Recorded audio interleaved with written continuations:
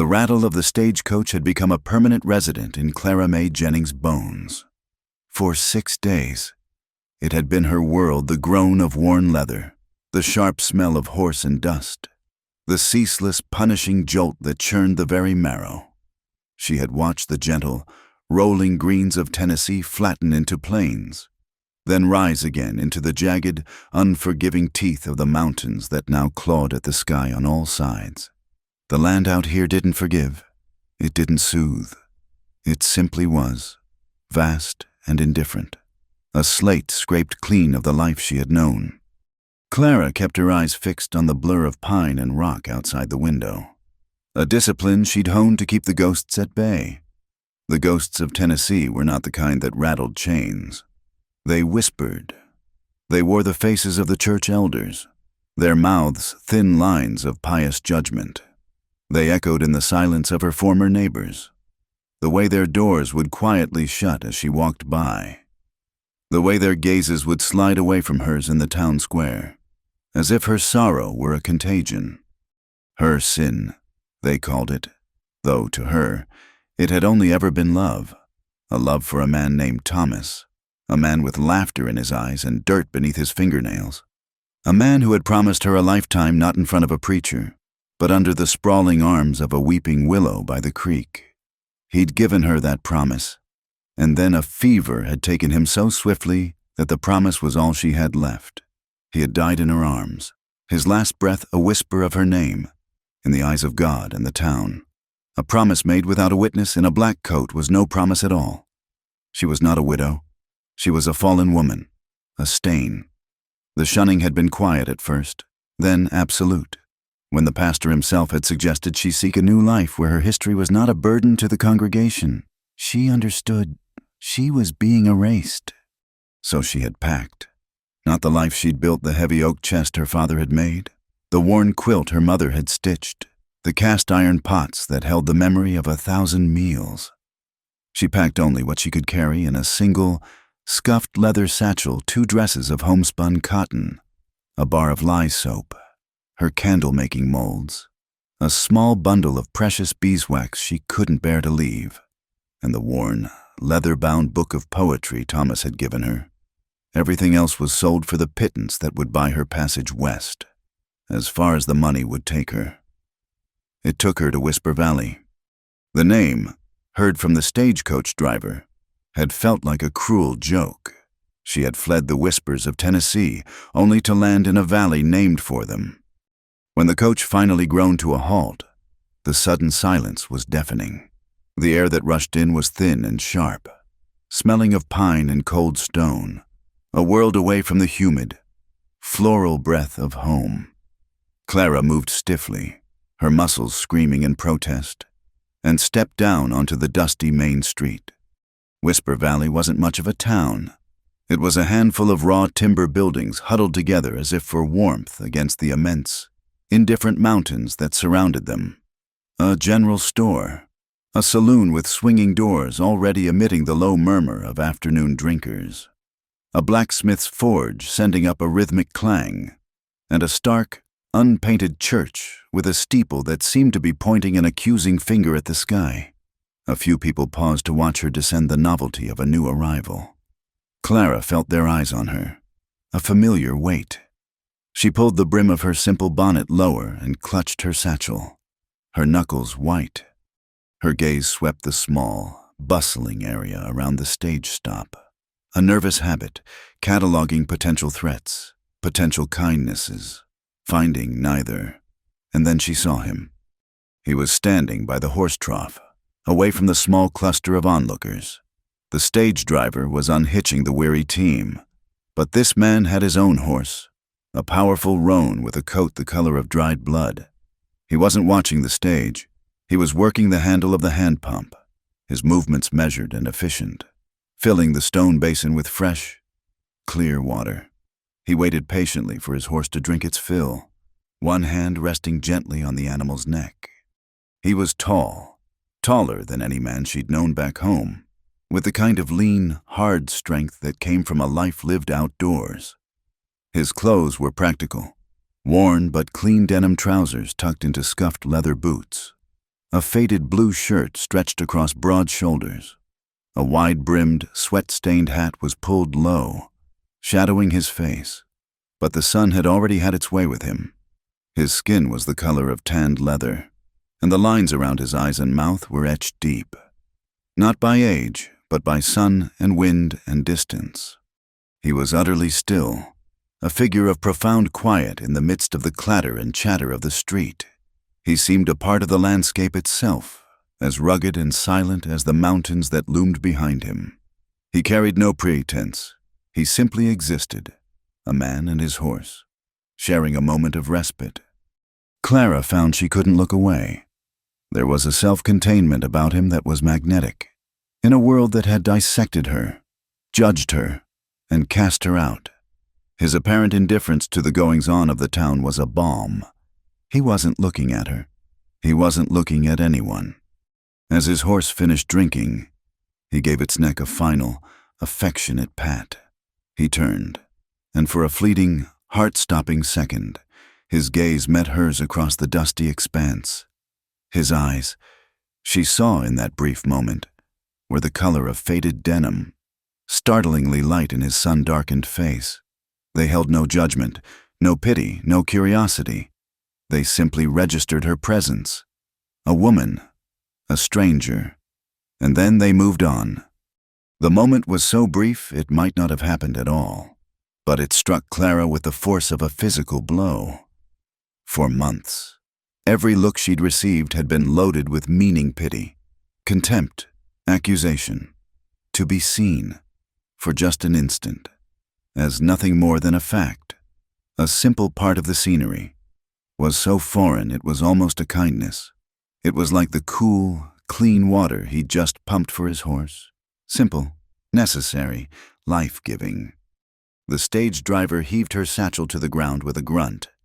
"That's you, ma'am. End of the line." Clara tore her eyes away from the silent man, who was now checking his saddle cinch, his movements still unhurried and deliberate.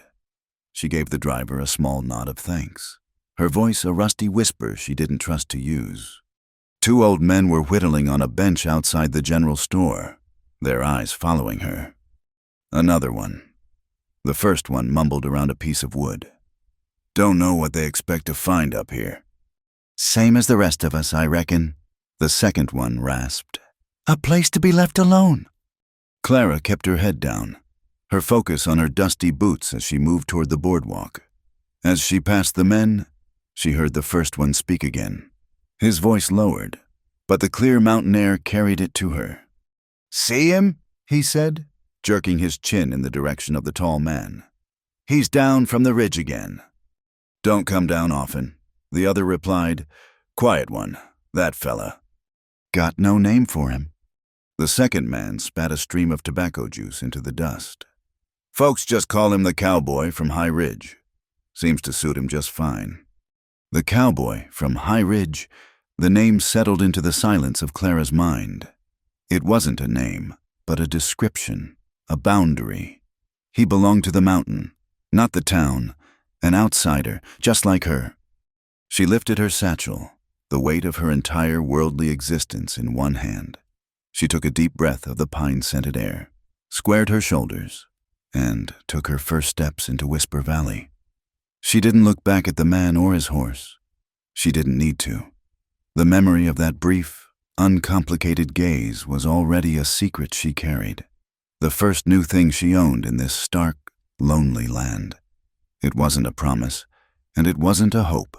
It was just a moment of being seen, and for now, it was enough. Finding a place to lay her head in Whisper Valley proved to be a transaction steeped in suspicion. A single woman, arriving alone with one bag and no husband to speak for her, was an anomaly. A puzzle the townspeople seemed unwilling to solve. The woman at the boarding house, a stern-faced matron named Mrs. Gable, declared she had no rooms, though a vacant sign swung gently in the breeze behind her. The hotel clerk simply looked past Clara as if she were a ghost. It was the same silent, impenetrable wall she had faced in Tennessee, rebuilt here with foreign timber and stone. Her last resort was the mercantile, a cavernous building that smelled of coffee beans, cured leather, and chewing tobacco.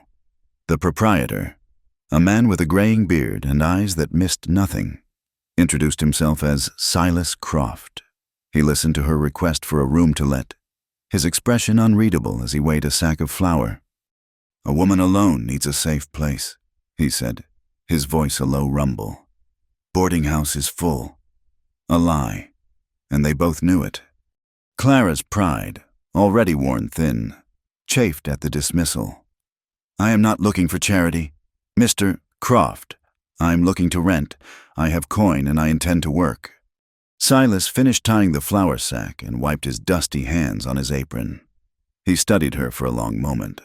He saw the exhaustion in her eyes, but also a flicker of something hard and resilient beneath it.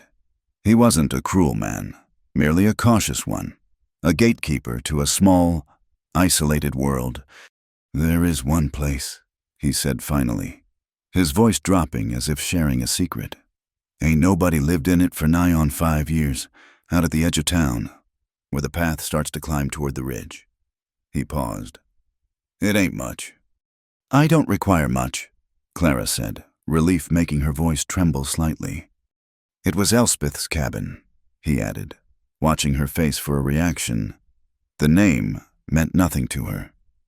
She was a healer, kept to herself. Folks around here had opinions about her. He didn't need to elaborate.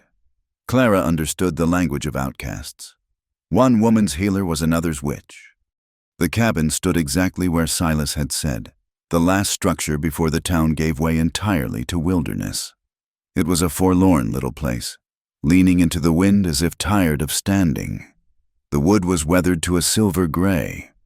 The roof sagged in the middle, and the yard was a riot of overgrown herbs and wildflowers, planted once with intention, now reclaiming their territory with a wild, stubborn beauty. 2 glassless windows stared out like hollow eyes. It was a house that breathed loneliness. But as Clara pushed open the creaking door, stepping into the dusty, stale air, she felt something other than despair. She felt a sense of possibility. The cabin was a single room, dominated by a large stone hearth black with the soot of 1,000 fires. A rickety table and a single chair stood in the center, and a simple bed frame was pushed against the far wall. Everything was coated in a thick blanket of dust and draped in the intricate lace of spiders. It smelled of decay and dried herbs, a scent that clung to the very bones of the house. This place had a history of being judged. It, like her, was a vessel for the town's fears, and in that, Clara found a strange kinship. This was a place where she could be invisible. This was a place that wouldn't ask questions. She walked back to the mercantile, laid a few coins on the counter, and told Mr. Croft she would take it. He gave her a long look, then slid a heavy iron key across the worn wood. "Suit yourself, ma'am," was all he said. The next days were a blur of hard, solitary labor. Clara tied her hair up in a scarf and waged war on the years of neglect. She swept the floors until clouds of dust billowed from the door, revealing the wide, sturdy planks beneath. She scrubbed the grime from the single window pane she managed to repair with a piece of glass Silas sold her, letting in a rectangle of pale, mountain sunlight. She hauled bucket after bucket of water from the town well, ignoring the sideways glances, and washed the walls, the scent of lye soap temporarily overpowering the cabin's herbal ghost. As she worked, she felt a slow, unfamiliar peace settle over her. Here, there were no judging eyes. Her past did not exist. There was only the simple, satisfying ache of her muscles, the tangible progress of turning a derelict shack into a home. She found a small, hidden pantry filled with dusty glass jars, some still containing the dried leaves and roots of Elspeth's trade. She cleaned them out, one by one, imagining the hands that had placed them there. She felt a connection to the silent, solitary woman who had lived here before her, another soul who had existed on the community's edge. When the cabin was clean, she finally unpacked her satchel. She set her candle-making molds on the rough-hewn mantelpiece and placed the book of poetry from Thomas on the small table by the window. Seeing these two objects, the tools of her trade and the token of her lost love, sitting in the clean, quiet space, made her feel as though she had finally planted a flag in this new, wild country. This was her ground. Her first market day arrived with a cold snap in the air that promised the coming autumn. Clara knew she couldn't hide in her cabin forever. She needed supplies, flour, salt, bacon, and more wicking for her candles. She dressed in her plainest dress, pulled on her bonnet, and walked the path into town, her basket over her arm. The main street, usually quiet, was now a bustling river of humanity. Ranchers in from their homesteads, their wives in calico dresses, miners down from the hills with dust in their beards, and a few stoic Ute tribesmen trading pelts for supplies. The air was thick with the smells of livestock and baking bread, the sounds of haggling, children laughing, and a poorly played fiddle coming from the saloon. For a moment, Clara felt a pang of longing to be a part of it, to be just another woman buying her weekly provisions. But the moment she stepped into the crowd, the current shifted around her. Conversations didn't stop, but they lowered in volume. A space cleared around her, subtle but unmistakable. She was a rock in the stream, and the water of the community simply flowed around her, leaving her untouched, isolated. She felt their eyes, their curiosity laced with suspicion. She heard the whispers, faint but sharp as burrs. "That's her, the one in Elspeth's old place. Came on the stagecoach, all by herself." What kind of woman travels alone? She kept her gaze fixed on the stalls, pretending not to hear, a skill she had perfected.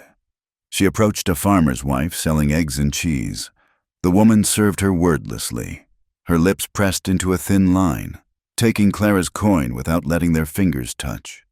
At the baker's stall, a man in front of her in line turned, looked her up and down, and then conspicuously moved a step away. Humiliation burned in her cheeks. She felt like a specimen, a strange creature pinned to a board for all to examine. Clutching her half-filled basket, she turned to leave, wanting nothing more than the sanctuary of her lonely cabin. As she navigated a thick knot of people near the blacksmith's, a large, burly freighter, smelling of sweat and whiskey, turned abruptly. His shoulder slammed into hers, not hard enough to be an assault, but with enough force to send her stumbling sideways. Her basket fell, and a precious jar of molasses she had just purchased shattered on the ground. "Watch where you're going," the man snarled, not even glancing down. He hadn't been looking. It was her fault for being in his way. No one offered to help. A woman nearby pulled her young daughter close, shielding the child's eyes as if Clara were a scene of public indecency. The whispers rose again, this time with a new, crueler edge. Clara knelt, her hands shaking, and began picking up the larger shards of sticky glass, her face a hot mask of shame. And then, through the blur of her unshed tears, she saw a pair of worn leather boots. She looked up. It was him, the cowboy from High Ridge. He was standing across the way, a sack of grain slung over his shoulder. He wasn't looking at the crowd or the spilled molasses. He was looking directly at her. He had seen it all. The whispers, the cold shoulders, the deliberate shove. His face was unreadable, shadowed by the brim of his hat, but his eyes held hers. There was no pity in them. There was something else, something quieter and more profound. Acknowledgement, a silent recognition of a shared condition. For a long second, the noise of the market faded away. There was only the silent space between them. Then, he gave a slow, almost imperceptible nod. It was a gesture that cost nothing and meant everything. It said, "Asterisk, I see you." It said, "Asterisk, I know." Someone next to him clapped him on the shoulder. "Good to see you in town. Luke, don't be a stranger." "Jed," the cowboy replied, his voice low and calm. the first time Clara had ever heard it. The freighter, Jed, laughed. "Always good to do business. Carver. Asterisk Luke Carver." The name landed in her mind, solid and real. He had a name. He wasn't just a symbol of the mountains. He was a man.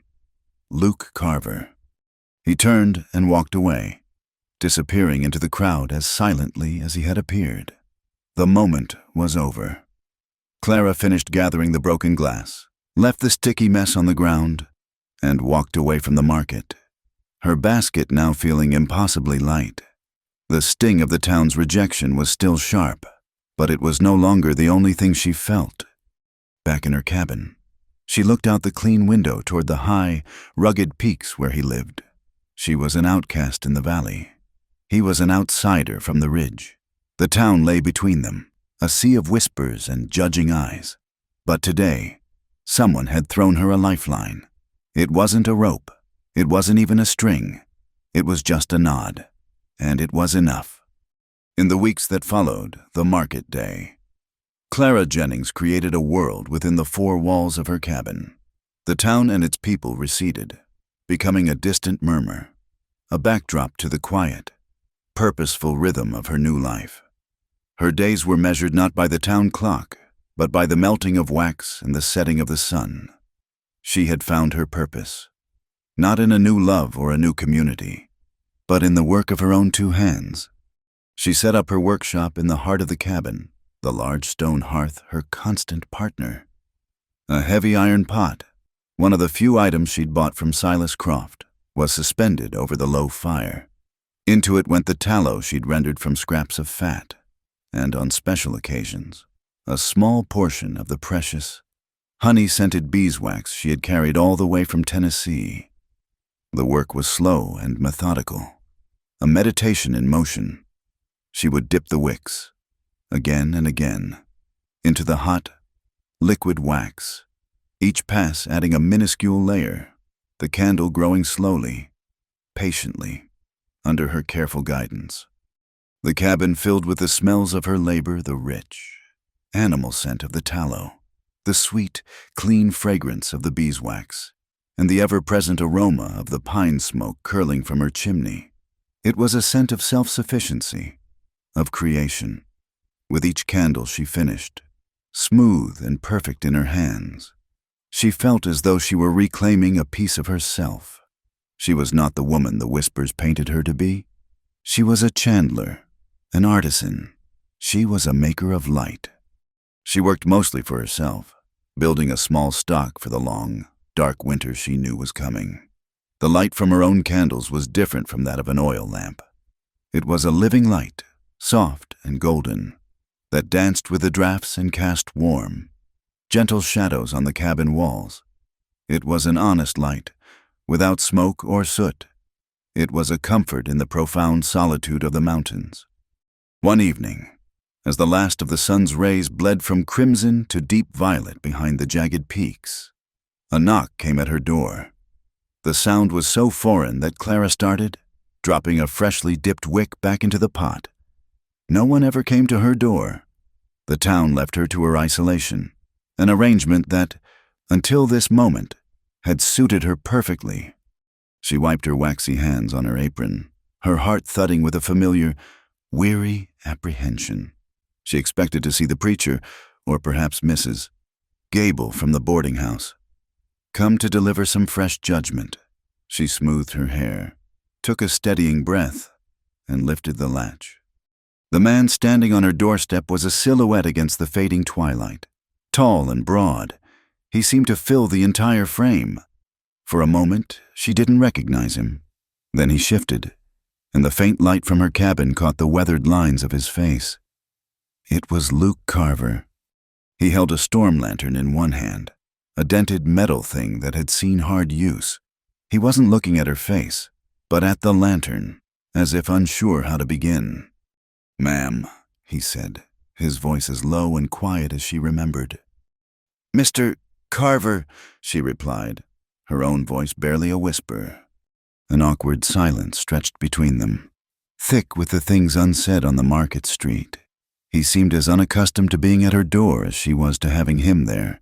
He was a man of open spaces, of wind and rock and sky, and he looked constrained, almost caged, by the small civility of her doorstep. Finally, he lifted the lantern. "The hinge on the glass is busted," he said, pointing with a long finger. "The wind keeps blowing the flame out. I was told. A person who works with wax and wicks might have a steady hand for small repairs." He offered the lantern to her. It was an excuse. A fragile bridge built to cross the chasm of silence and suspicion that separated them. He wasn't asking for a handout. He was seeking her skill. He was treating her like a craftswoman. Clara hesitated for only a second before taking it from him. Their fingers brushed, his rough and calloused against her own, which were smooth from the wax. The brief contact was like a spark from a flint, unexpected and warm. "May I?" she asked, gesturing for him to come inside. It was a risk, letting him cross the threshold. A man in the cabin of a single woman after dark, the whispers would become a roar if anyone saw.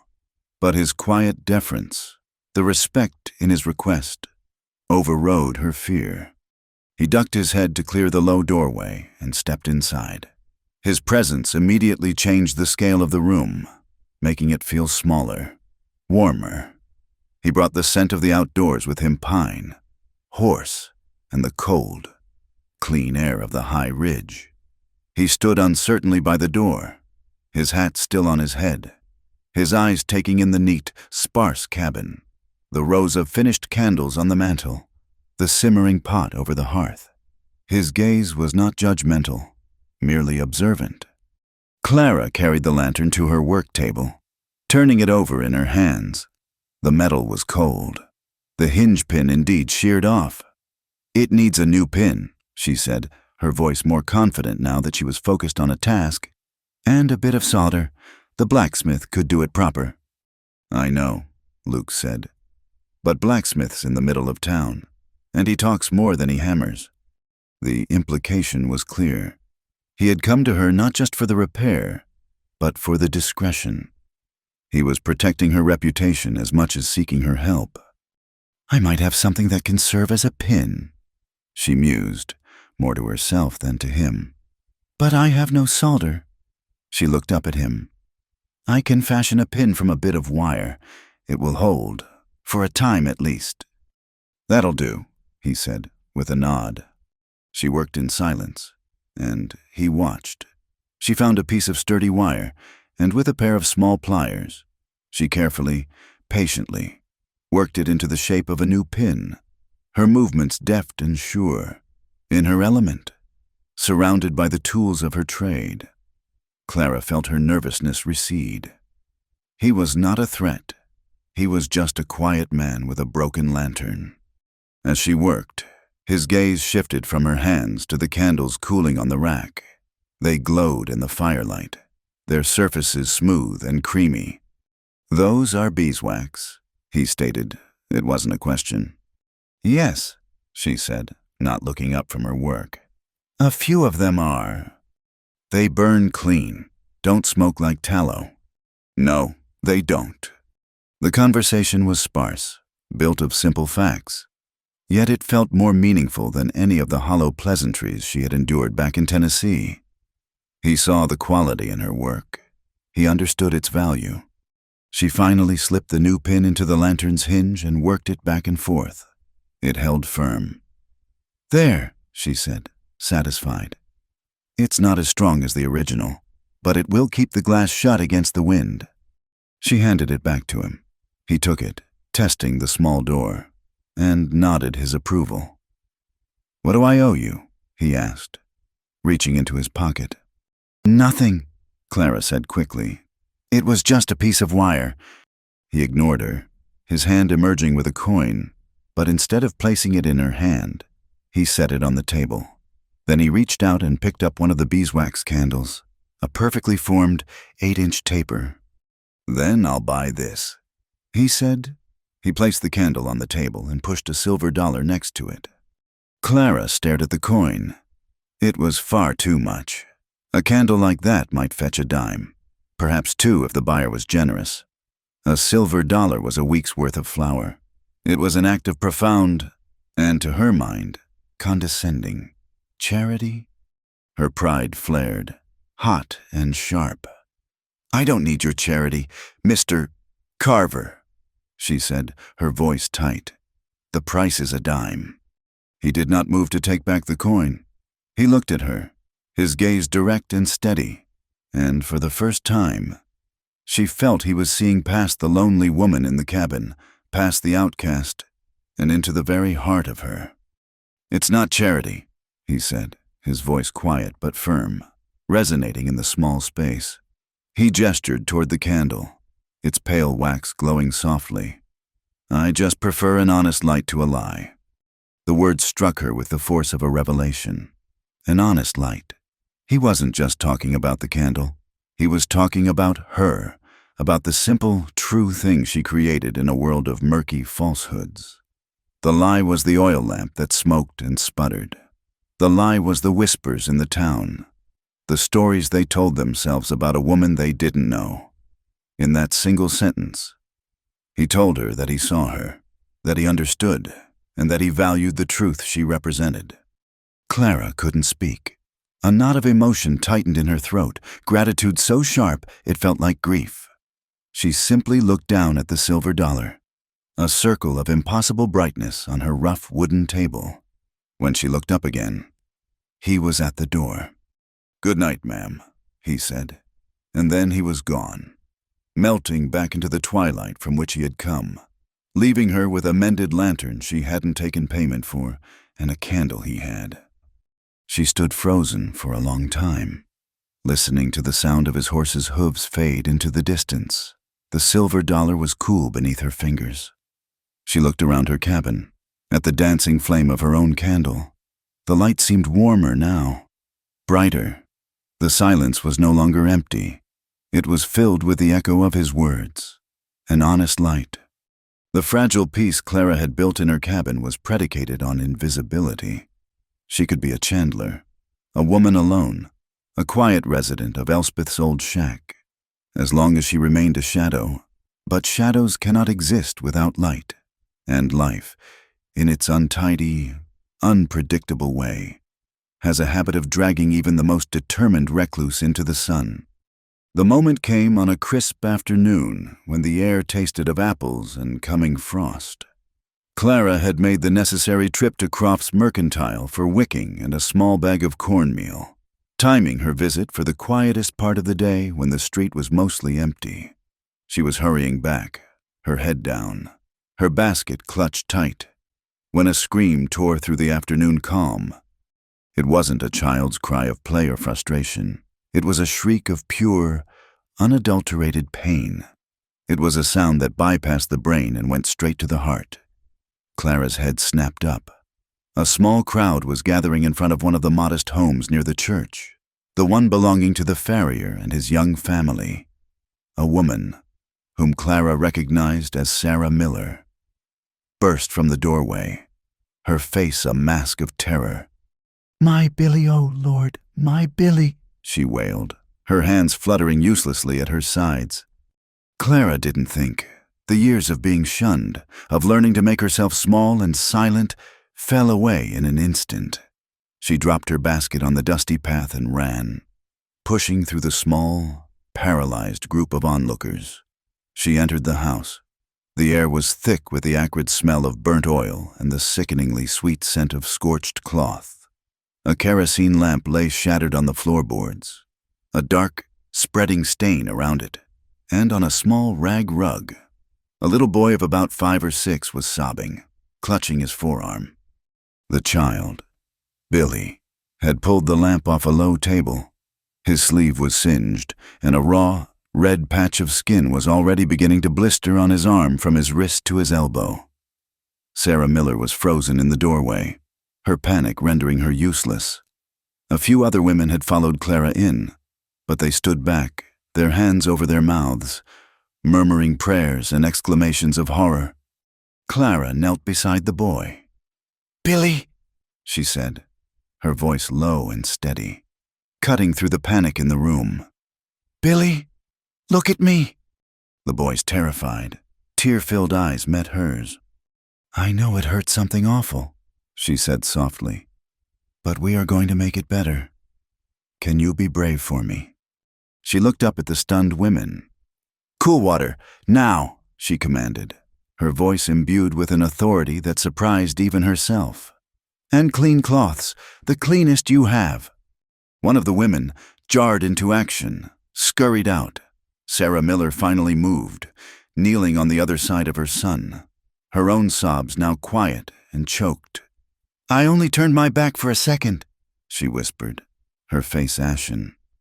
"Accidents happen in the blink of an eye," Clara said, her focus entirely on the child. "It is not your fault." The neighbor returned with a basin of water from the rain barrel and a stack of clean linen. Clara dipped a cloth into the cool water and gently, so gently, began to press it against the angry red burn. Billy flinched and cried out, but he didn't pull away. Clara kept murmuring to him, her voice a constant, soothing hum, telling him about a brave little squirrel she'd seen that morning, about the way the candles smelled like honey, anything to draw his mind away from the fire on his skin. She worked for what felt like an eternity, cooling the burn, cleaning away the soot. The raw, primal fear in the room slowly subsided, replaced by a quiet awe at Clara's competence. She knew what to do. While they had stood frozen, she had acted. "Do you have any comfrey in your garden?" Clara asked one of the women without looking up. I think so," the woman stammered.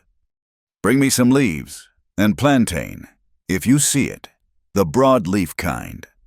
Soon, she had a small pile of green leaves, which she crushed with a stone pestle she found in Sarah's kitchen, mixing them with a dab of lard to make a thick, green poultice.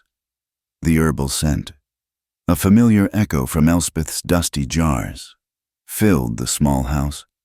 She carefully spread the cooling balm over the burn and then wrapped the boy's arm loosely in a clean strip of linen. By the time she was done, Billy's frantic sobs had subsided into exhausted, hiccuping breaths. He was leaning against his mother, his eyes heavy with shock and relief. Clara sat back on her heels, the adrenaline finally leaving her. She looked at her hands, stained green from the poultice. She was suddenly aware of the other women in the room, their eyes on her. The suspicion was gone. In its place was a mixture of gratitude and a grudging, newfound respect. Sarah Miller looked at Clara, her eyes swimming with tears. "I don't know how to thank you," she whispered, clutching her son tight. We all just stood there. You saved him from being scarred for life." Clara simply nodded, feeling a blush creep up her neck. "He'll need watching," she said, getting to her feet. "Keep the wrap clean. The poultice will draw out the heat." As she turned to leave, one of the other women, Mrs. Croft from the Mercantile, touched her arm. "That was a kindness, Mrs. Jennings," she said quietly. "A true Christian kindness." The words, meant to be a balm, were a strange sort of sting. They had judged her, shunned her, and now, because she had a skill they needed, they were ready to welcome her into the fold of Christian kindness. She merely nodded again and slipped out the door, retrieving her forgotten basket and walking the path back to her solitary cabin, her mind in a turmoil. For the first time since arriving in Whisper Valley, she had not been invisible, and she was not sure how she felt about it. The change was subtle, but palpable. When she went into town 2 days later, Sarah Miller crossed the street to thank her again, pressing a small loaf of freshly baked bread into her hands. A few of the women who had been in the house that day offered her small, hesitant smiles. The wall of ice had not melted, but a few cracks had appeared. It was Sarah who invited her to the church bonfire. "It's a harvest celebration," she explained, her face earnest. "Everyone will be there. Please come, sit with us. It would mean so much." Clara's first instinct was to refuse. The church was the source of her original wound, its judgment the reason she was here at the edge of the world. But then she looked at Sarah's hopeful face, at the memory of little Billy's pain, and she felt a flicker of something she had thought long dead, a desire to belong. Perhaps this was a chance. Perhaps here, a person was judged not by their past, but by their present actions. "I'll try," she said, the words feeling foreign on her tongue. When the evening came, she dressed with more care than she had in years, choosing her one good dress, a dark blue calico. She walked toward the church, drawn by the sound of hymns and the great leaping column of orange flame that lit up the night sky. The entire town seemed to be gathered in the field beside the church, their faces ruddy and smiling in the firelight. She stayed on the edge of the circle, an observer. Sarah saw her and waved her over, making a space for her on a blanket with her family. Clara sat, feeling stiff and out of place, a dark bird that had landed among a flock of sparrows. People nodded to her now. The whispers had not vanished, but they were softer, tinged with curiosity rather than malice. She was no longer just the woman in the witch's cabin. She was the woman who had helped Billy Miller.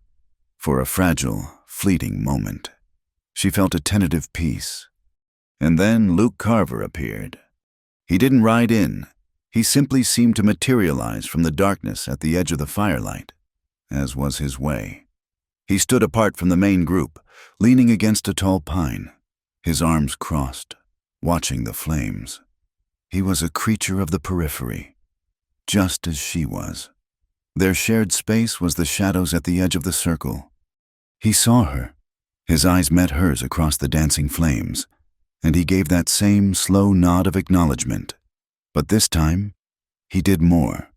He pushed himself off the tree and walked, not into the main gathering, but along the outside of the circle, directly toward her. He stopped beside a long, empty log a few feet from the miller's blanket.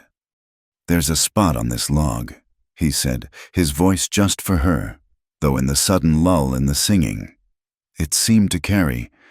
It was a simple invitation, an offer of companionship from one outsider to another. But in the public theater of the town, it was a declaration. He was aligning himself with her. Clara's heart hammered against her ribs. She saw the heads turn. She saw Sarah Miller's friendly smile tighten. The hymn faltered and died. The soft, curious whispers were reborn. And this time, they had a new, sharper tooth. They were no longer about her alone. They were about them, the strange woman and the silent man from the ridge. The warmth of the bonfire turned into a harsh, interrogating glare. Every sidelong glance was a question, every hushed comment a verdict. The fragile truce she had won was shattered. She couldn't breathe. The feeling of 100 eyes on her, dissecting her, was a physical weight, a phantom pain from an old, deep wound. She stood up abruptly. "Thank you for the invitation, Sarah," she mumbled, not looking at anyone. I should be getting home." She turned and fled, walking quickly away from the firelight, plunging into the welcome, anonymous dark of the path. She didn't look back. She didn't want to see the looks on their faces. She didn't want to see Luke Carver standing alone by the empty log. She had only gone a few hundred yards when she heard the steady crunch of boots on the gravel behind her. She didn't need to turn around to know who it was. His long, easy stride caught up with hers in moments. He didn't speak, simply fell into step beside her, a large, silent presence in the moonless night. They walked that way for some time, the only sounds their footsteps and the distant, fading sound of the next hymn. Finally, he spoke into the darkness. "I don't listen to them," he said, his voice a low rumble. The words were meant to be a comfort, a statement of solidarity. But they pierced Clara to the core, lancing the very wound they were meant to soothe. The bitterness of 100 slights, 1,000 whispers, rose in her throat. She stopped walking and turned to face him, a shadow against the slightly less black shadow of the pines. "You don't," she said, her voice trembling with an emotion she couldn't name. "But I used to believe them." The confession hung in the cold night air between them, stark and terrible. It was the truth of her exile. It wasn't just that the town had cast her out. It was that for a time. She had believed their judgment. She had believed she was stained, fallen, unworthy. His silence in the face of their whispers was a strength she had never possessed. Luke didn't answer. He didn't offer a denial or a cheap comfort. He simply stood there in the dark with her, letting the weight of her words settle. He understood that some wounds were too deep for words to heal. Sometimes, the only solace was in not being left to face the darkness alone. The night of the bonfire carved a new line in the landscape of their solitude. Before, Clara and Luke had been two separate islands, acknowledging each other across a gulf of silence. But her whispered confession on the dark path asterisk. But I used to believe them asterisk had been a tremor, a shifting of the deep, unseen foundations. Now, the silence that fell between them was different. It was no longer an empty space, but a territory they had begun to share. Luke did not speak of that night again. Words were not his currency. Instead, he began to appear at the edge of her property with a quiet regularity that was as steady and predictable as the sunrise. He never came to the door, never announced himself. He would simply be there. One morning, she would find a neat stack of split pine, seasoned and dry, left by her woodpile enough for a week of cooking fires.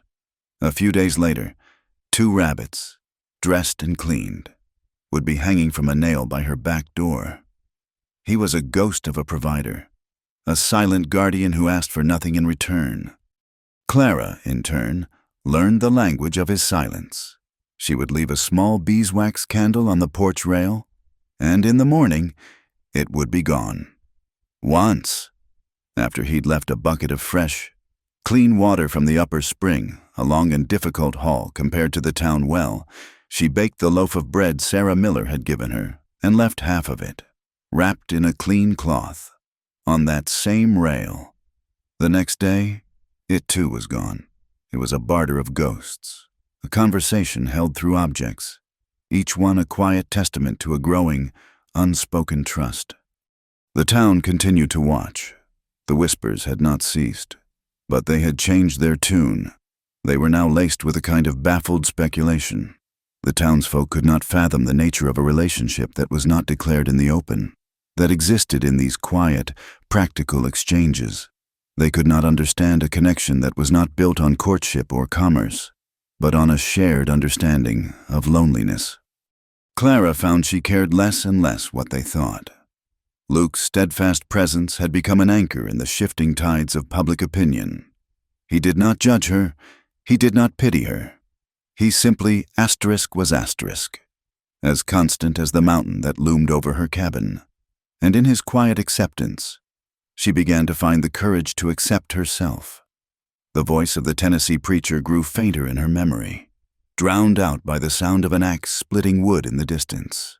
One afternoon, as the autumn sun slanted low, painting the valley in hues of gold and amber, she sat on her small, rough-hewn porch, sanding a new candle-making mold.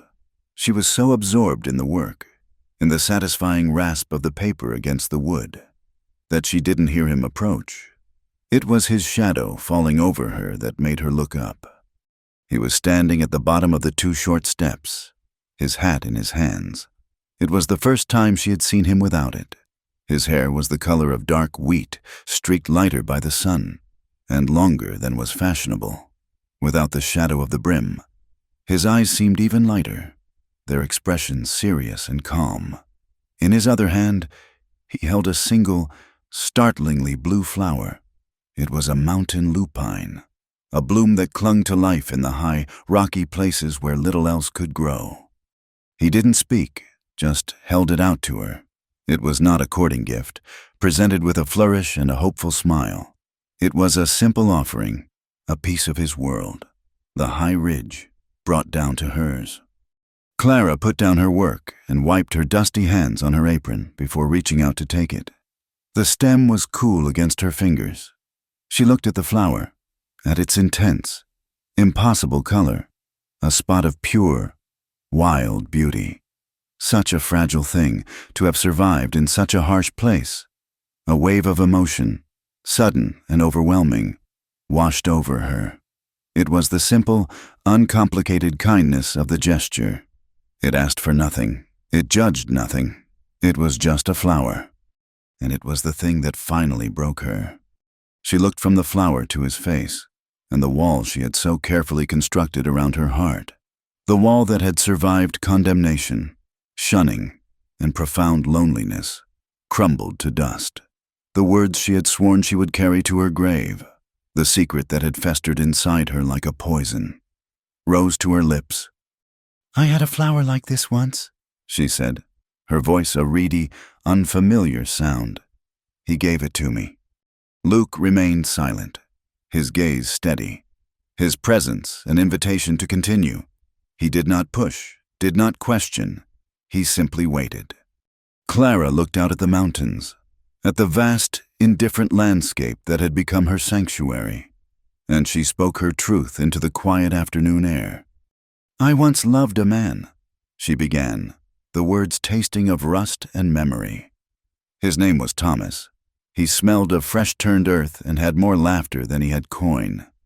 She paused, twisting the stem of the lupine between her fingers. "He was going to build us a house, right by a creek. He'd already cleared the trees.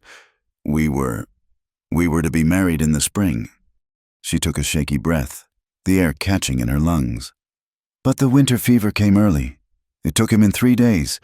He died in my arms." The memory was as sharp and clear as if it were yesterday. The weight of his head in her lap, the rattling in his chest, the final, faint sigh that was not a sigh at all. He died before the preacher could say the words over us. She finally looked at Luke, her eyes pleading for him to understand the weight of that single, damning fact. "We had loved each other fully. We saw no sin in it, for we knew our hearts were true. But the town, my old town," her voice broke, and the last words came out on a ragged sob. "They called me unclean, a soiled dove. They said I had tempted him to sin and that his death was God's judgment upon me. They wouldn't even let me put flowers on his grave." There it was, the whole of her ugly, painful secret, laid bare at his feet. She had finally given voice to the brand she had carried on her soul, the verdict that had driven her 1,000 miles from everything she had ever known. She braced herself for his reaction, for pity, for disgust, for a slow backing away. Luke did none of those things. He held her gaze for a long moment, his own eyes filled with a deep, somber gravity. He looked at the tears streaming down her face, at the trembling flower in her hand, at the raw wound she had just exposed. When he finally spoke, his voice was low and certain, a bedrock in the swirling chaos of her shame. "You don't owe anyone an explanation." The words were not what she had expected. They were not a comfort. They were not an absolution. They were a reframing of her entire world. All her life, she had been made to feel that her story required justification, defense, apology. The preacher, the church elders, the neighbors, they had all demanded an explanation for her love and her grief. And with 6 quiet words, Luke Carver swept that demand away. He told her that her truth belonged to her, and to her alone. It was not a thing to be judged or parsed by others. It simply was. The strength that had held her together for so long finally gave way. A sob tore from her throat, a raw, guttural sound of a pain too long held in. She sank down onto the top step of the porch, covering her face with her hands. And she wept. She wept for Thomas and the life they had lost. She wept for the cruelty of the town that had condemned her. And she wept with a strange, piercing relief for the man who stood before her and refused to be her judge. It was the first time she had truly cried since the day she'd buried her love. Luke did not touch her. He didn't pat her shoulder or offer empty platitudes. He walked up the 2 steps and sat on the other end of the porch, a few feet of worn wood separating them. He didn't look at her. He looked out at the mountains, his presence a silent, unwavering vigil. He gave her the profound gift of his stillness, allowing her the space to break, to grieve, to let the poison out. Without a single ounce of judgment, he guarded her sorrow. Minutes stretched into an eternity. The sun dipped below the peaks, and the valley filled with the cool, purple shadows of evening. Clara's sobs slowly subsided, leaving behind the quiet, shuddering breaths of exhaustion. She wiped her eyes on her sleeve, feeling hollowed out, scoured clean. They sat there together on the porch, not speaking, not touching. The silence returned. But it was transformed. The heavy, unspoken secret that had defined her existence was now a known thing between them, and its power was gone. The silence was no longer heavy with things unsaid. It was light, peaceful, and filled with a complete and profound understanding. It was the silence of acceptance. The confession on the porch had been a lancing of a wound. What followed was the slow, tender healing. The silence between Clara and Luke was now a comfortable, known thing, a language in itself. His quiet offerings of firewood and game continued, as did her silent replies of fresh-baked bread or a new candle. But the exchange had shifted. It was no longer a barter between two lonely souls. It was a conversation. Clara knew, with a certainty that settled deep in her bones, that she wanted to hear his voice fill her small cabin, not just his footsteps outside it. She wanted to share more than a silent understanding across a porch rail. She wanted to share a meal. The decision felt both terrifying and perfectly natural. She waited for him one late afternoon, catching him as he was leaving a freshly cut quarter of venison. He stopped when he saw her in the doorway, a flicker of surprise in his calm eyes. "Mr. Carver," she began, her hands twisting in her apron. I've made a stew from the last of the rabbit you brought. There's more than enough for one." She took a breath, forcing herself to meet his gaze. "I was wondering if you would join me for supper tonight." The invitation hung in the cool, crisp air between them.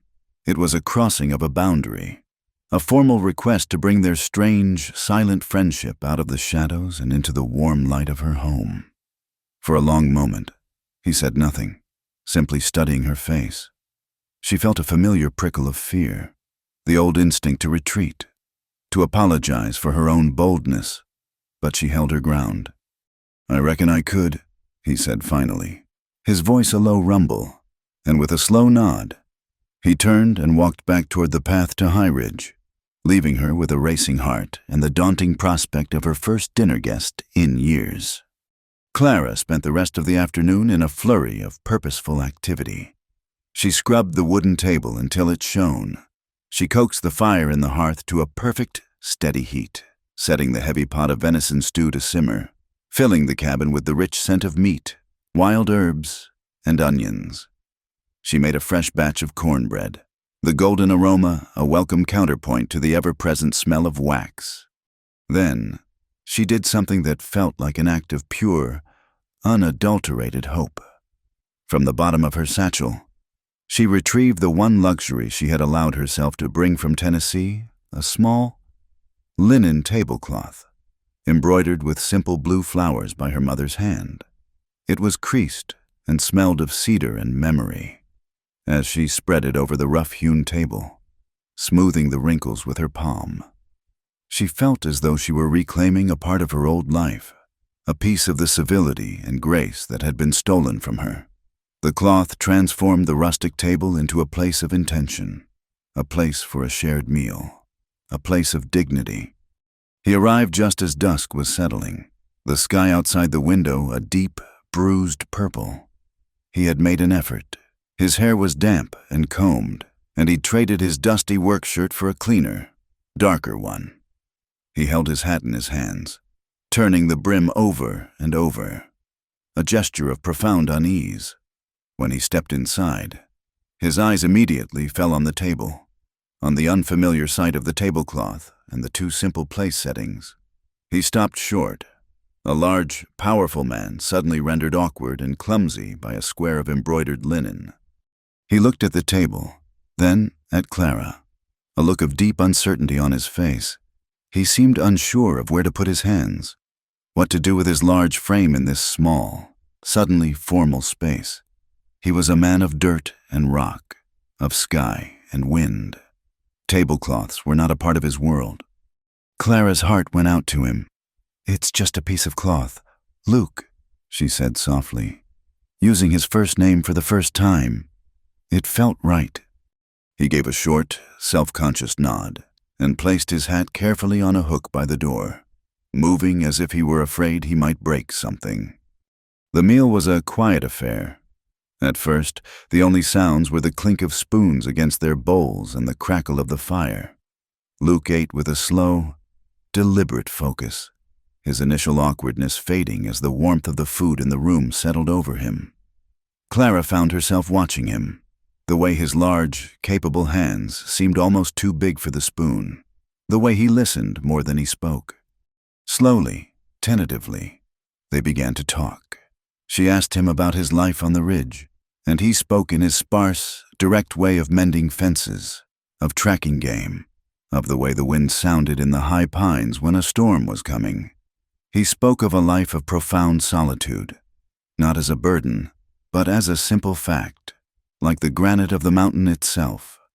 He asked her about her candle making, about the difference between tallow and beeswax, his questions practical and intelligent. He listened to her answers with a focused intensity that made her feel as though her small craft was the most important subject in the world. They did not speak of Tennessee. They did not speak of the town and its whispers. They existed, for those few hours, only in the small, warm circle of light cast by one of her own beeswax candles, a world of two souls in a single room. After the meal, they sat by the fire, nursing mugs of hot, weak coffee. The stew pot was empty, the table cleared, but the tablecloth remained, a silent testament to the evening's significance. The silence that fell between them now was comfortable, intimate, freighted with the gentle weight of a shared meal. It was Clara who broke it, her voice quiet in the firelit room.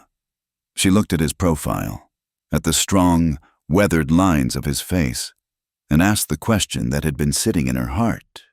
"Luke, why haven't you married?" He didn't seem surprised by the question. He continued to gaze into the flames for a long moment, as if finding his answer in the shifting embers. When he spoke, his words were measured, each one chosen with care. "A wife is a partner," he said, his voice low. "A partner is someone you face the world with, the whole world, the good and the bad." He shifted his gaze from the fire to her. "Most folks, they just want to face the good parts. They want a roof and a warm fire and pretty words. They don't want the truth when it's cold and hard." He looked down at his hands, then back at her, his light eyes searching her face. "Because no one ever dared to ask me if I was afraid of the truth." The answer settled into the quiet room, profound in its simplicity. He was a man who lived by a code of unflinching honesty, and he had never found a woman brave enough to live by it with him. He had chosen solitude over a partnership built on comfortable illusions, and Clara, who had been exiled because of a truth the world refused to accept, understood him completely. The fire burned low, casting long, dancing shadows. The night deepened around the small cabin. The air between them grew thick with a new, unspoken question. The meal was over. The conversation had reached its heart. He made no move to leave. She made no move to suggest it. Clara's hands trembled in her lap. Her entire life, love had been intertwined with fear, the fear of discovery, the fear of judgment, and finally, the terrible, soul-shattering pain of loss. To open her heart again, to trust again, was the most terrifying prospect she could imagine. She looked at him, at his calm, steady presence in the dim light, and she gave voice to the ghost that haunted her. Her question was barely a whisper, a breath of pure vulnerability. "Will it hurt?" She was not asking about a moment. She was asking about a lifetime. Will this trust, this connection, this fragile, budding thing between us, will it end in pain? Will you hurt me? Will loving again destroy me? Luke looked at her, his gaze direct and unwavering. There was no flicker of hesitation, no easy, placating smile.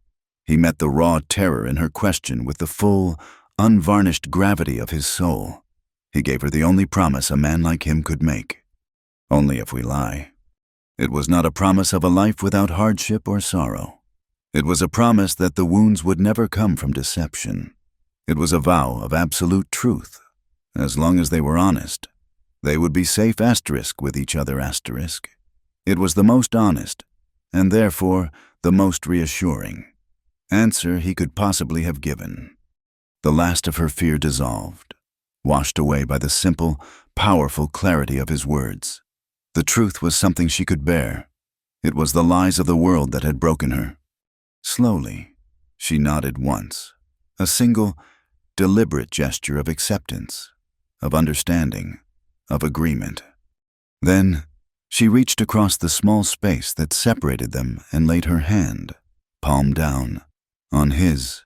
His skin was warm and rough, his hand strong and still beneath hers.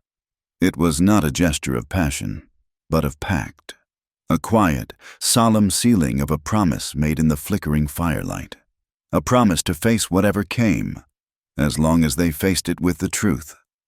The pact made in the firelight was not a thing of words, but of actions. In the days that followed, Luke Carver's presence at the cabin on the edge of town became a simple, established fact. He would ride down from the ridge not as a visitor, but as a man coming home. His horse, the powerful roan, was often tethered outside, a silent testament to a new reality that the town could not ignore. He began to build with an axe that seemed a natural extension of his arm and a quiet, tireless industry. He started constructing a small, sturdy lean-to against the side of the cabin, a shelter for his horse. The rhythmic thud of his axe and the rasp of his saw became the new soundtrack to Clara's days, a sound of permanence, of a life being fortified. He was, with his own two hands, building a place for himself in her world. Whisper Valley watched. Every trip Clara made to the mercantile was now a gauntlet of hardened stares and mouths pursed in disapproval. The hesitant smiles she had earned by tending to young Billy Miller had vanished, replaced by a cold, unified front of judgment. The whispers were no longer whispers. They were a low, constant murmur, a current of condemnation that flowed through the town's main street. They saw a man's horse tethered outside a lone woman's cabin day and night. They saw him chopping her wood, mending her roof, building a stable. They saw a life being lived outside the bounds of their approval, and they could not abide it. To them, an unwritten truth was a public sin. Clara felt their eyes on her, but the sting was different now. It was no longer a poison that seeped into her soul. Luke's quiet solidity was a shield. Their shared honesty was a fortress. She had a partner to face the world with, and she was discovering that the world's opinion had surprisingly little power when you were no longer facing it alone. The inevitable confrontation came on a Sunday morning, an hour after the church bells had finished their summons. Clara was inside, kneading dough for the week's bread, when a sharp, authoritative knock echoed through the cabin. It was not Luke's quiet rap.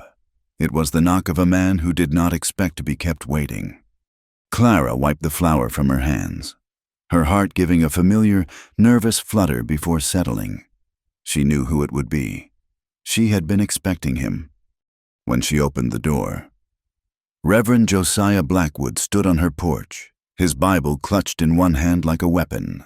He was a tall, gaunt man, his face a stern mask of piety, his eyes burning with the cold fire of absolute conviction. He was the embodiment of the judgment she had fled, the voice of the God who had condemned her. "Mrs. Jennings," he said, his voice deep and resonant, accustomed to filling a church. He did not ask to come in, but stepped past her over the threshold, bringing with him the scent of soap and sanctimony. Luke was outside, the sound of his hammer blows on the new stable ringing in the clear morning air. "Reverend?" Clara said, her voice even. She did not flinch, did not lower her gaze. She closed the door and stood before him. the flour-dusted kitchen table between them like a barricade. "I will not waste your time with pleasantries, madam," he began, his eyes sweeping the small, clean cabin, taking in the signs of domesticity, his expression souring further at the sight of a man's heavy coat hanging from a peg by the door. "I have come as a shepherd to a stray lamb. The talk in this town has grown from a murmur to a roar of moral outrage." He took a step closer, his voice lowering into a tone of paternalistic concern that was more threatening than any shout. "A woman's virtue is a delicate and precious thing. It is the bedrock of a decent community. Your arrangement with the man Carver is a flagrant offense against God and a stain upon the character of Whisper Valley. You are living outside the sacred institution of marriage, setting a dangerous example of impropriety." Clara felt the old, cold dread coiling in her stomach. His words were nearly identical to the ones Pastor Albright had used in Tennessee. The same talk of virtue, of community, of stains and offenses. The same presumption of authority over her life, her body, her heart. The old instinct to shrink, to apologize, to accept the brand of shame, rose in her. But then, through the window, she saw Luke. He was measuring a board, his movements economical and sure. He was real. The wood he was cutting was real. The home they were building was real. Their pact, their truth, was real. What was this man and his book of rules compared to that? The Reverend continued, his voice rising with righteous fervor. "I am here to counsel you, to implore you to preserve what is left of your womanly decorum. End this shameful affair. Send the man away. Come to the church, confess your sins, and we will pray for the salvation of your immortal soul." He was offering her the same choice she'd been given before: conform or be an outcast. Renounce your truth for a place in their world of lies. Clara looked at Reverend Blackwood, at his face flushed with self-righteousness, and she felt not fear, but a profound, weary pity. He was a man trapped in a cage of his own making, a cage built of rules and judgments, and he could not see the simple, honest truth of the world outside it. The hammering outside stopped. The cabin door opened, and Luke stepped inside. He was not angry, not aggressive, he was calm, a quiet mountain of a man filling the doorway. He held a hammer in one hand, and he wiped the sweat from his brow with the back of the other, his light eyes moving from the Reverend to Clara. He took in the scene in a single, sweeping glance, the preacher's accusatory stance, Clara's resolute silence. "Is there a problem here?" Reverend Luke asked, his voice a low, dangerous rumble. Reverend Blackwood drew himself up to his full height, turning to face this new, more formidable sinner. "The problem, sir, is one of godlessness and moral decay. This woman's soul is in peril, and you are the instrument of her damnation. I am here to offer her a path back to decency, a path you seem determined to block." Luke took a step into the room, letting the door swing shut behind him. He looked past the preacher, his eyes finding Clara's. He saw the old fear warring with her new strength, and he gave her a look of pure, unwavering support. Then he turned his gaze back to the Reverend. It was not a look of anger, it was a look of dismissal. "An honest person," Luke said, his voice flat and hard as granite, "doesn't need a certificate of morality." The simple, profound truth of the statement struck the Reverend like a physical blow. He visibly recoiled, his mouth opening and closing with no sound coming out. His entire world was built on certificates, on marriage licenses and baptismal records, on public declarations and the performance of piety. Luke's words rendered all of it meaningless. He had come to judge their morality, and Luke had declared his judgment irrelevant. You will answer to God for this," the Reverend finally stammered, his authority stripped from him, his voice suddenly thin and reedy. "Both of you. You will burn for this arrogance." Luke simply held his gaze, unmoved. He didn't need to say another word. Reverend Blackwood, defeated, clutched his Bible to his chest as if it were a shield. With a final, venomous glare at them both, he turned and stalked out of the cabin, slamming the door behind him. The ensuing silence was absolute. The confrontation was over. The voice of judgment had come into their home, and it had been met, and it had been vanquished. Clara stood by the table, her hands flat on the flour-dusted wood. She let out a breath she didn't realize she'd been holding. She looked at Luke, who stood by the door, his hammer still hanging from his hand. He had not fought for her. He had simply stood with her, and in doing so, had given her the strength to fight for herself. She remained silent, but her silence was not the frightened, submissive silence of the woman who had fled Tennessee. It was the calm, centered silence of a woman standing on her own ground, in her own home, next to her partner. The fear was gone. It had been replaced by a quiet, unshakable certainty. Let the town whisper. Let the preacher rail from his pulpit. This was her life. This was her truth. And she was no longer afraid of it.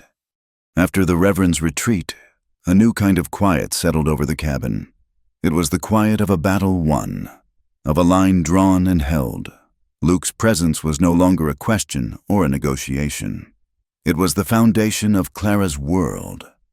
He worked on the small stable until it was a solid, well-built thing, smelling of fresh-cut pine.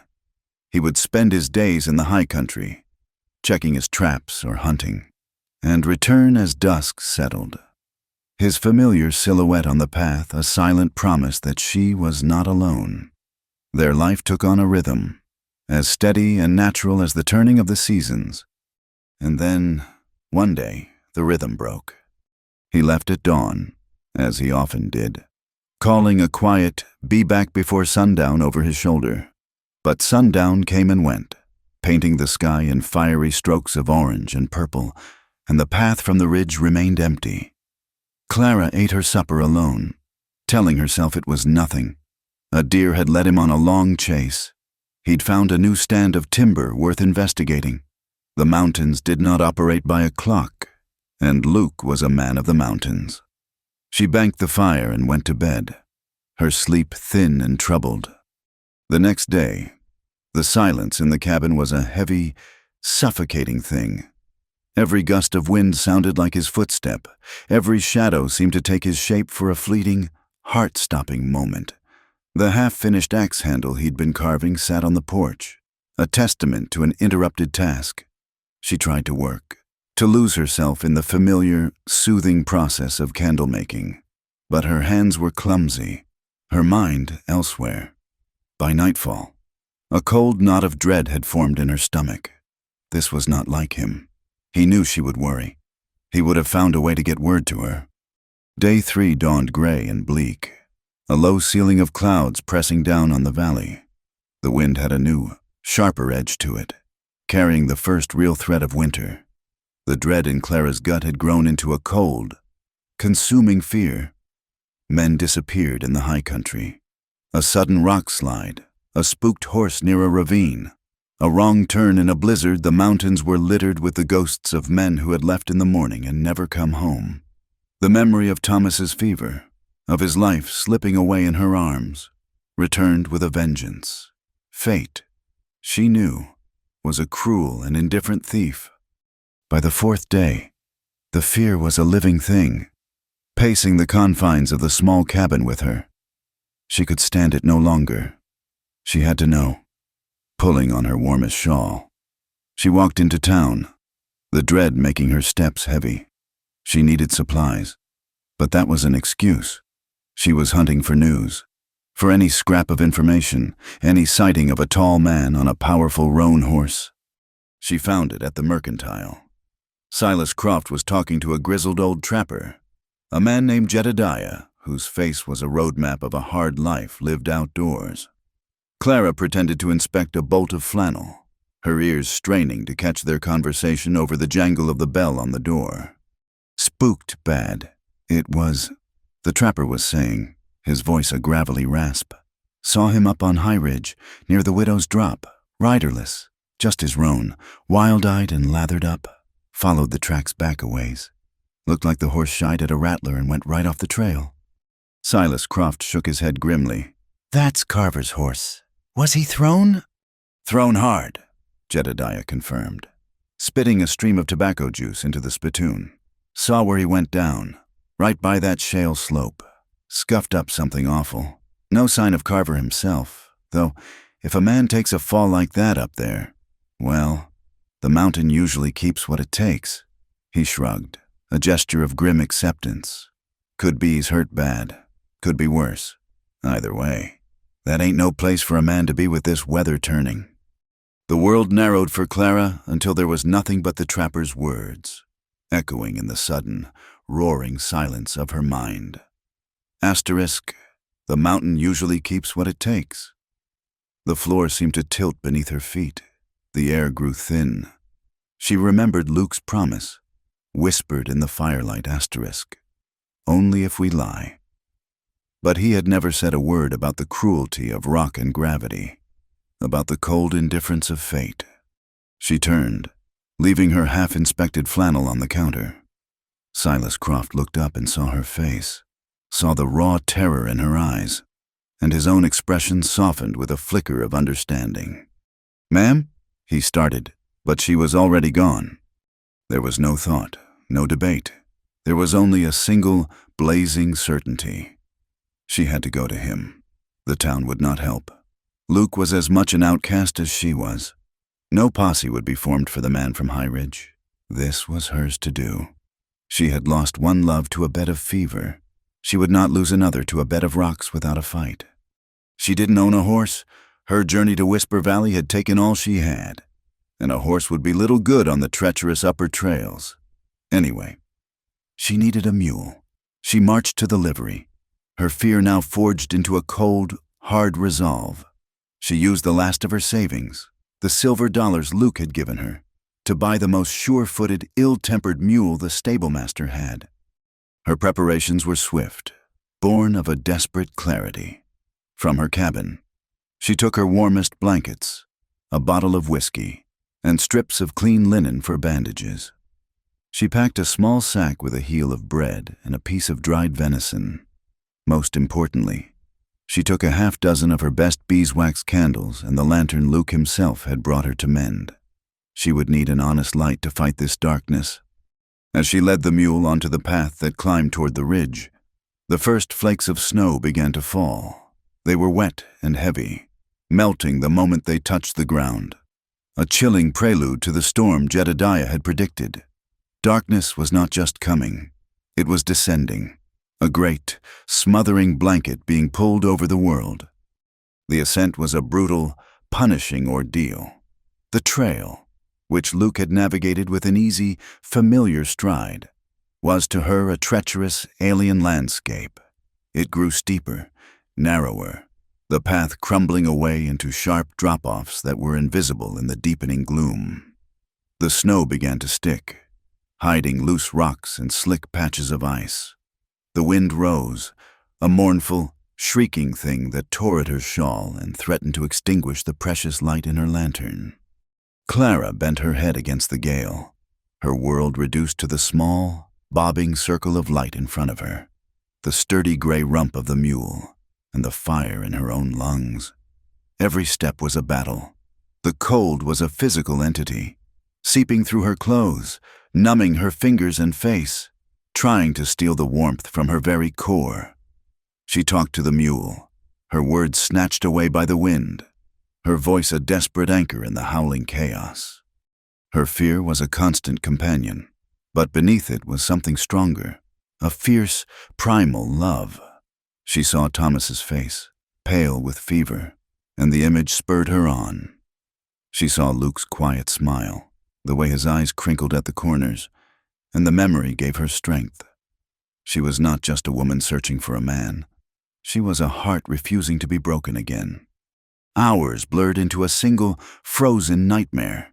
She nearly turned back a dozen times, but the thought of him, alone, hurt, lying in the snow, was more terrifying than the storm. She followed the trail Jedediah had described, her eyes scanning the darkness for any sign of a fall, any break in the landscape.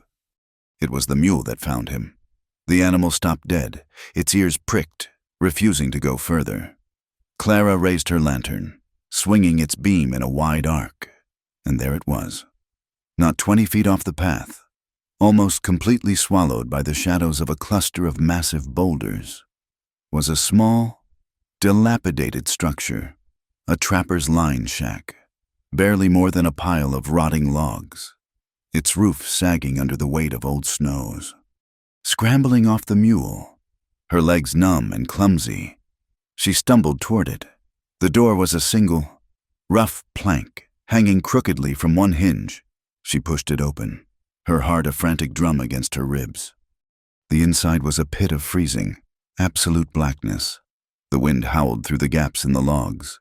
She raised her lantern high, and she saw him. He was lying on a crude bunk of pine boughs in the far corner, half covered by a threadbare, moth-eaten blanket.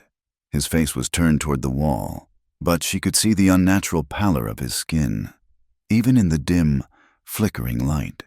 One of his legs was bent at a sickening, impossible angle, the denim of his trousers dark with what could only be blood.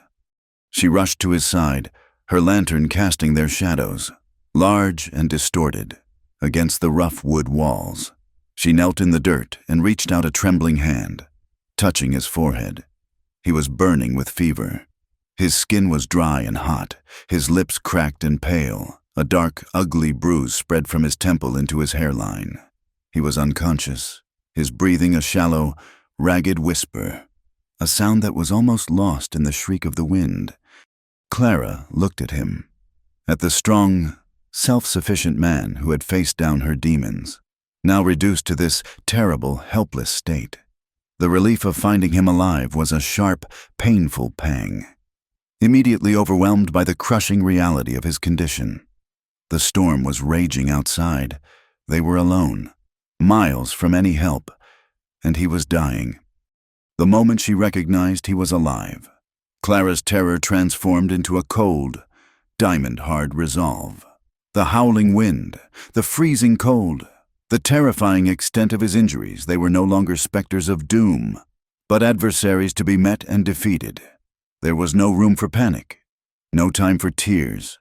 There was only the work. Her first enemy was the cold. It was a physical presence in the shack, a predator that was stealing the life from him one shallow breath at a time. She needed fire, rummaging through the shack's debris with numb, clumsy fingers. She found a small pile of dry sticks and shavings in a rusty tin box, a long-forgotten gift from a previous trapper. Beside it lay a flint and steel. Kneeling on the frozen dirt floor, she struck the flint against the steel, again and again, her movements frantic. Sparks flew, dying instantly in the frigid air. Her hands shook uncontrollably, not from fear, but from the biting cold. "Please," she whispered to no one, the word a plume of white in the lantern light. "Please." Finally, a single, stubborn spark caught in the tinder. She bent low, shielding the fragile ember with her body, coaxing it with her own breath. A tiny flame wavered, then grew, and as it greedily consumed the kindling, it felt like the creation of the world. With the fire established a small, defiant heart of light and warmth in the vast, stormy darkness. She turned to her second enemy, his wounds. She took the knife from her pack and, with a steady hand, cut away the denim of his trouser leg. The sight beneath was worse than she had imagined. The bone of his lower leg had broken completely, the jagged, white end of it piercing the skin in a raw, bloody wound. It was a sight that would have made a strong man turn away, but Clara looked at it with the focused, dispassionate gaze of a healer. "All right, Luke," she whispered, as much to herself as to him. "This is going to hurt." She uncorked the bottle of whiskey. She used a small amount to clean her hands, then poured a generous splash directly onto the open wound. Even in his delirium, the shock of it jolted through him. A low, agonized groan tore from his throat, and his body arched in a spasm of pure pain. Clara's heart clenched, but her hands remained steady. She had to fight the infection that was surely already setting in. Using a strip of her own petticoat, she cleaned the area as best she could, her touch firm but gentle. She knew she couldn't set the bone, not properly, but she couldn't leave it like this. She found 2 flat pieces of wood from a broken crate and, after padding them with more strips of cloth, she positioned them on either side of his leg. She straightened the limb as gently as she could, an act that sent another tremor of agony through his unconscious form. She bound the crude splint tightly, her jaw clenched, her focus absolute. His fever was the third and most relentless enemy. He was burning from the inside out. She melted snow in her small tin cup over the fire, letting it cool before trying to coax the water past his cracked, dry lips. Most of it dribbled down his chin, but she was patient, persistent, getting a few precious drops into him with each attempt. She soaked another cloth in the cool water and laid it across his forehead, turning it over and over as his feverish skin stole its coolness. Hours passed.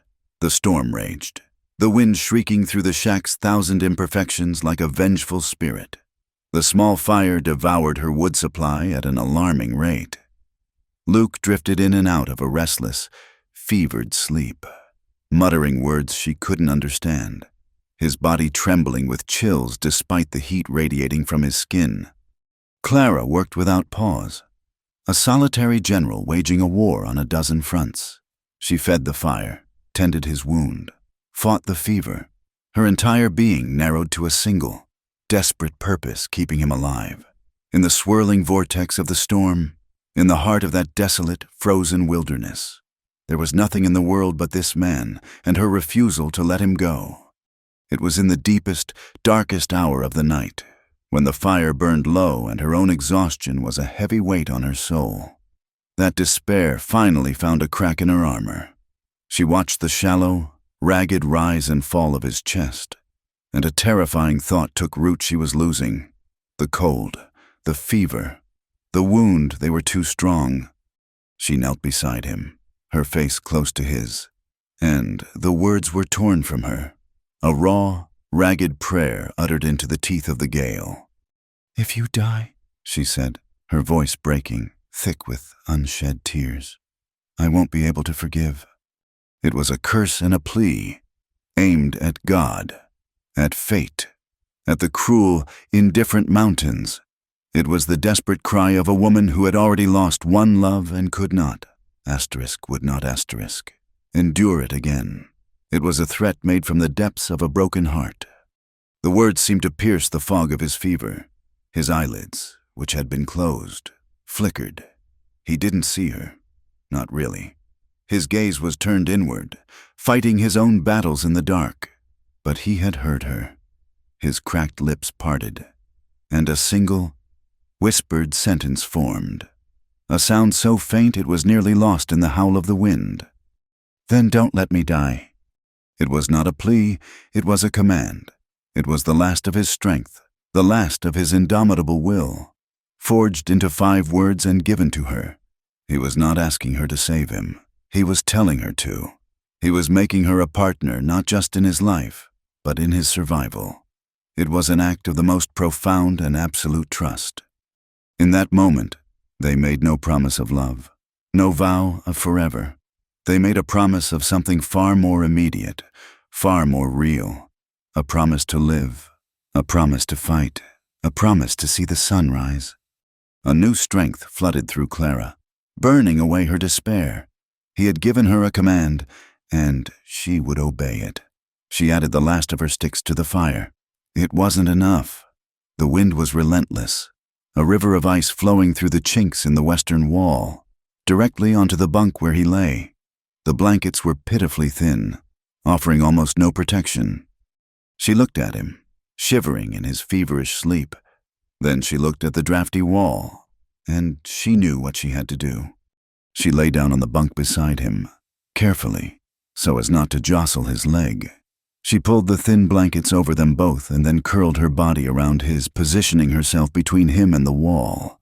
She pressed her back against the frigid, drafty logs, taking the full, brutal force of the wind's assault. It was not an embrace of comfort or passion. It was a desperate, primal act of preservation. She was a human shield. She wrapped her arms around him, her cheek against his back, and poured all of her own warmth, her own life force, into him. The cold was excruciating. It bit at her back, seeped into her bones, and set her teeth to chattering. But she did not move. She held him, her body a living barricade against the killing cold. All through the long, dark night, she lay there, a guardian against the storm. She listened to the sound of his breathing, her own breath mingling with his in the frozen air. She felt the violent shudders of his chills and held him tighter. She was no longer just a woman. She was a fortress. She was a promise. She was the wall that stood between him and the encroaching darkness. And she would not fall. Spring did not arrive in Whisper Valley.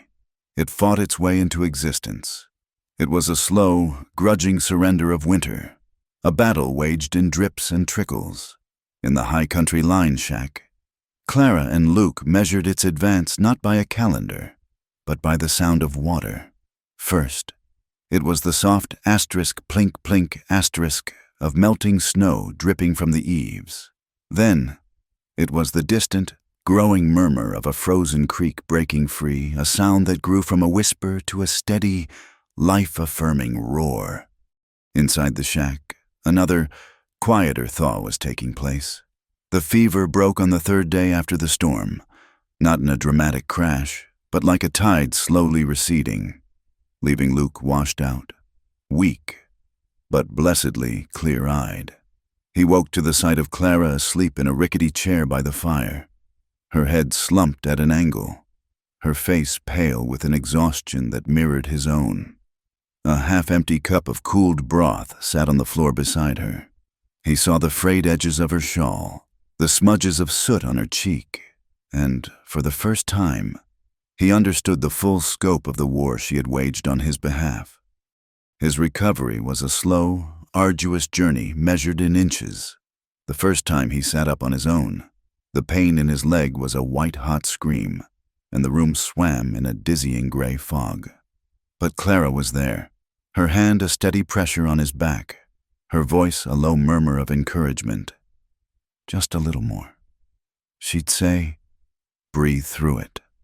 They existed in a world shrunk to the size of that single, drafty room.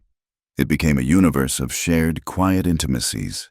He learned the specific way she sighed when she was weary, the small, determined set of her jaw when she was redressing his wound. She learned the subtle language of his pain, the difference between a clenched fist of endurance and a tightening around the eyes that signaled he had reached his limit. She fed him thin soup and broth, spoon by patient spoon. He, in turn, fed her stories of his life, his voice at first a weak rasp, then growing stronger each day. He told her of a childhood spent in a place even more remote than this, of a father who had taught him the language of the mountains, and a mother who had died when he was too young to properly remember her face. He spoke not with bitterness, but with a simple, factual acceptance. His life had been a long, solitary conversation with the wilderness. "I never fit," he said one afternoon, watching her mend a tear in his shirt. "The town, it's a place of fences. Fences around property, fences around ideas. I could never learn to think inside the lines." "Some lines aren't worth thinking inside of," she replied, not looking up from her needle. They were two people who had been defined by the lines others had drawn around them.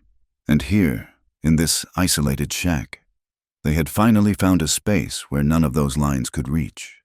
As his strength returned, a new, easy rhythm developed. He would carve, his hands still skilled despite his weakness, fashioning a new, smoother handle for his axe, or a small, intricate bird for her to hold. She would read to him from the book of poetry Thomas had given her. At first, it felt like a betrayal, sharing those words with another man. But as she read, she realized the poems were no longer about a ghost or a memory.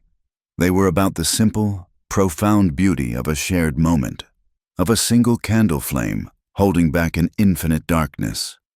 The words belonged to the here and now.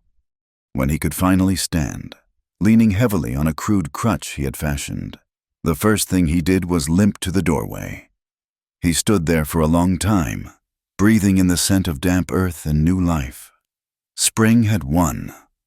The snow had retreated to the highest peaks, and the valley below was a patchwork of vibrant, impossible green. "It's time," he said, looking not at the valley, but at her.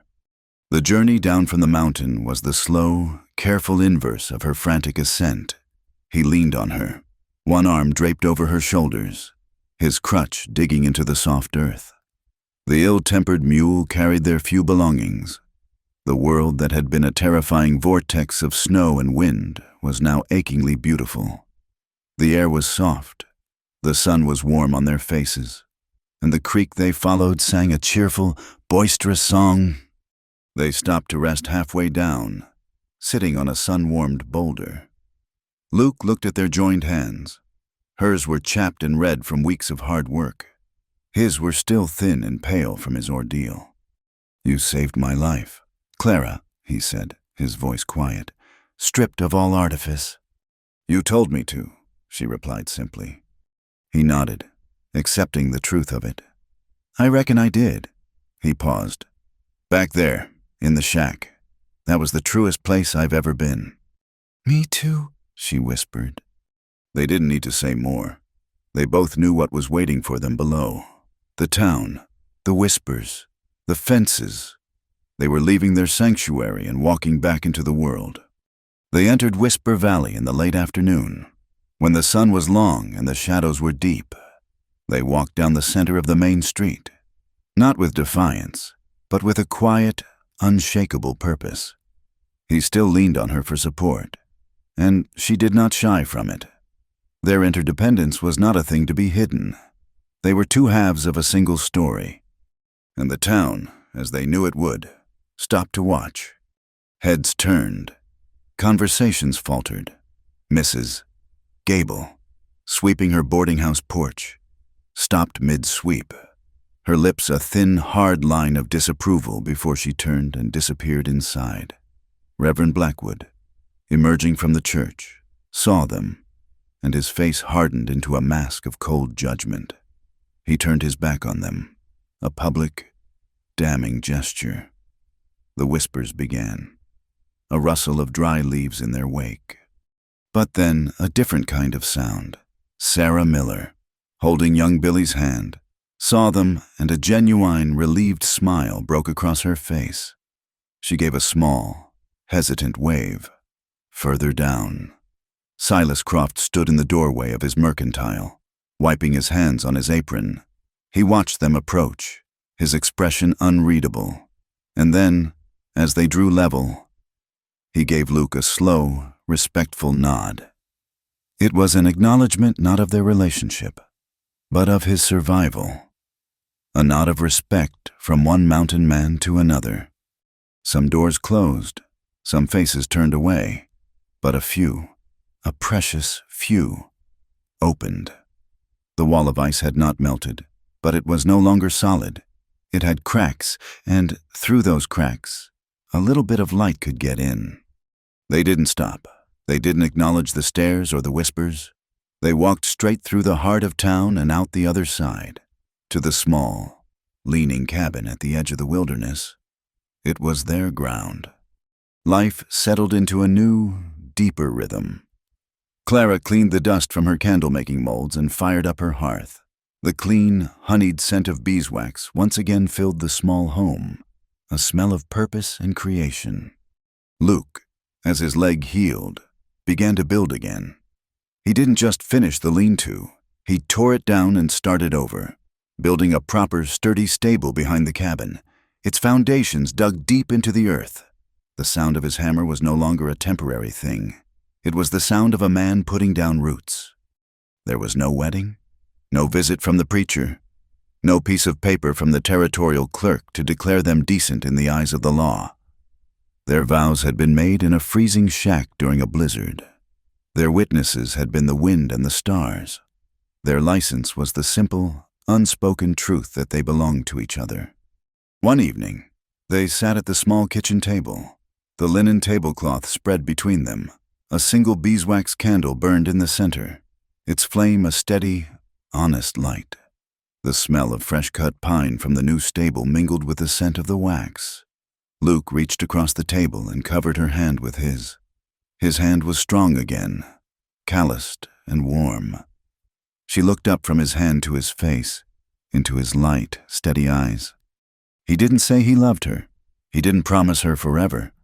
He simply looked at her, and in his gaze, she saw the home she had been searching for her entire life. He gave a slow, deliberate nod. It was a gesture that held the weight of 100 sermons, 1,000 legal documents. It was a promise to stay, a promise to build, a promise to face whatever came, together. Clara nodded back, and in the quiet, golden light of the single flame, it was enough. It was everything. Thank you so much for listening to our story. We'd love to know where in the world you're tuning in from, so please leave a comment below to say hello and share your thoughts. If you enjoyed this tale, please subscribe to our channel, Wild West Stories 1850, and give this video a like. For extra support, consider hitting the hype button to help this story reach even more listeners.